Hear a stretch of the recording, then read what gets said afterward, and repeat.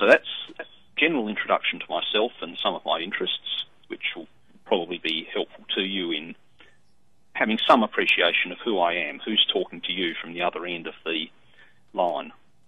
Hey, Dr. Ferris, this is Chris Watkins. I have a question. Yes? So does Missouri S&T have a relationship with University of South Australia, or is your relationship fairly unique?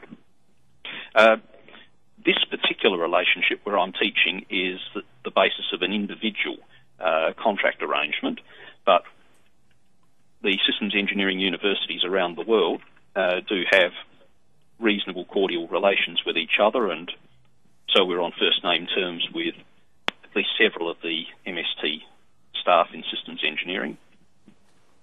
And we regularly meet through organisations such as INCOSI. Okay, great, thanks. I think it's neat that part of the distance learning can be a distance teacher. Seems to be working out okay. Yes, and I've actually found the experience of doing this work with MST has been somewhat enlightening to me in my teaching, because while we've done quite a lot of distance work in University of South Australia, we've been using an older technology. We advanced into it quite early in distance teaching, and we haven't done very much with the real-time class connection. And I found that has been quite a significant improvement on using a document-based system.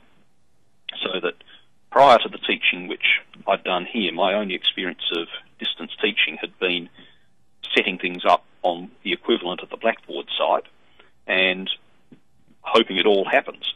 I found it quite different to actually give a class, because that keeps everybody's attention on the fact that time is going by, and I think that is one of the difficulties that distance students have had in my experience, that they seem to have it too easy to let time slip by. They got busy at the office this week, and they got busy at the office again next week, and suddenly they discover half the course has gone by, and they can't catch up. Whereas having a real-time class does keep some immediacy of a need to keep working at the course.